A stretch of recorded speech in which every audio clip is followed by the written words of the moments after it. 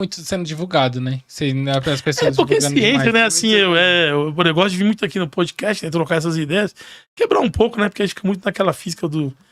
Né, Fala cara, pra eles mesmos, né? A física é legal, a física é importante, a física clássica, né? Mas é muito legal, essas são perguntas que as pessoas fogem do senso comum. Sim. Então, quando foi a ideia de falar, vou falar sobre viagem no tempo, o cara é maluco. Fala, lá vem o doido. Aí o cara até pensa, é possível, não, mas aí o problema é que é um modelo matemático, são modelos matemáticos, né? A matemática prevê, mas às vezes não tem solução física, né? Então não é uma solução física. Tem que ver solução. Muitas soluções existem em equações que não tem uma solução física, né? Não é explicado fisicamente.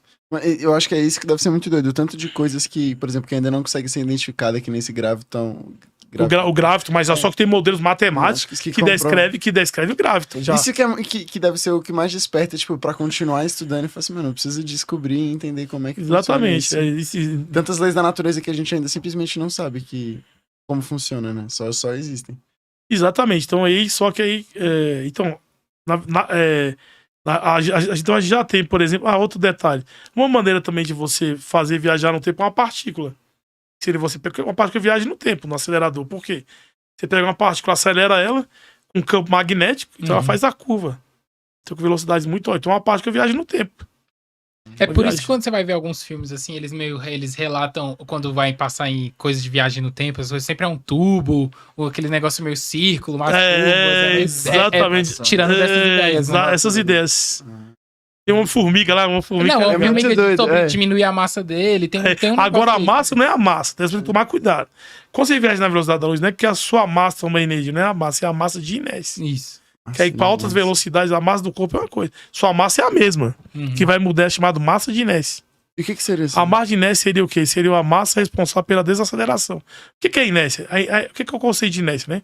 Inércia não tem conceito, você não conceitua inércia. Na verdade, a inércia é a resistência do corpo à força. Então, toda vez que você aplica uma força externa, o corpo resiste àquela força. Essa resistência à força vai dar um nome, inércia. Aí, só que para baixas velocidades, a massa do corpo é igual à massa de inércia. Você não tem essa alteração. Mas para altas velocidades tem que diferenciar. Entendi. Massa do corpo e massa de inércia. Então, na equação, quando você estuda a segunda lei de Newton, que os alunos estudam, a clássica, né? É a clássica, por exemplo, a massa tem aquela equação. Força resultante igual a massa vezes aceleração. Isso estudo no ensino médio. Aquela massa do corpo, ela coincide com a massa de inércia, que é no regime de baixa velocidade. Isso. Entendi. Mas aquela massa ali, não é, a gente chama massa do corpo, mas aí o certo seria chamar massa de inércia. Que é o correto. Entendeu? Entendi. Então o conceito é algo... A gente tem que tomar cuidado, né? Nas coisas, tem que ter comprovação. Então não pode sair falando qualquer coisa, entendeu? Então é importante. Porque tem uma galera que já sai se jogando como se fosse a massa mesmo. Mas o fato do Homem-Formiga ele diminuir tem uma explicação. É meio que explicando a inércia dele, não é? Não vejo dessa forma. Porque aquilo ali também... Aquilo é ficção. É uma ficção que eu não vejo como o cara reduzir o tamanho microscopicamente, né? O tamanho você reduz, tem como reduzir o tamanho, depende do referencial.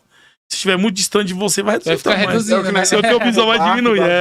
Nós temos um pingo no universo, né? Mesmo que um pingo, e aí vai reduzir. Entendeu? Mas aí essa é a ideia. Então a viagem para o futuro, né? Ela é prevista tanto pela teoria da relatividade restrita de Einstein, que o artigo foi de 1905, né? E pelo artigo de 1915, que é uma teoria de gravitação. Então que é previsto essa possibilidade de viagem para o futuro. E no artigo de 1915 é prevista também a viagem para o futuro, dentro das soluções da equação de Einstein, que é a questão do universo de Gödel. Solução. Que é uma linha temporal fechada.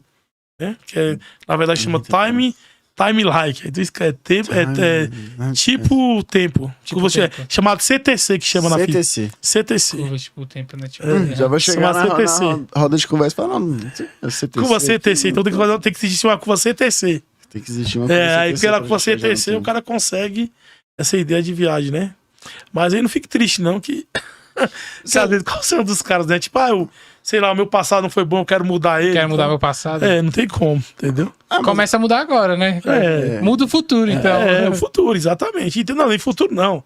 Eu vivo o presente, né?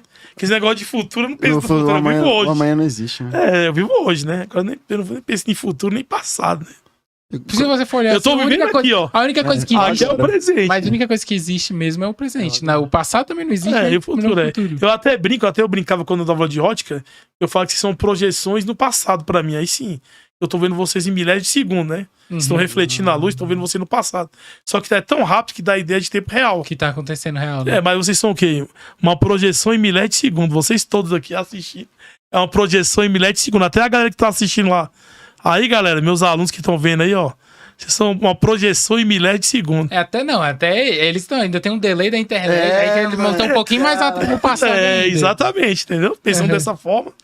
Não, agora vocês estão tempo aqui, ele muda a minha visão de ver as paradas. Mas agora, essa ideia é legal, né? Pô, cara, geralmente esse negócio do universo de Gödel, né? Essa ideia geralmente não é bem divulgado, né?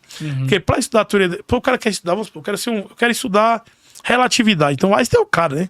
Muitas coisas até hoje que estão sendo comprovadas pela astronomia, vê que o Einstein não estava errado em nada, entendeu? Nada, não. Cara, até agora, pode, né? Como é que pode? O cara é muito doido. Então, as coisas que não tinham como ser comprovadas antigamente já estão sendo comprovadas agora, com o avanço tecnológico, os telescópios, né? E os telescópios estão avançando muito. Aí sempre tá colocando em xeque a teoria do Einstein e tá passando. Sempre tá passando. Sempre tá passando. Indo cada vez mais longe, né? Indo cada vez mais longe, entendeu? Isso é muito espetacular. E você acha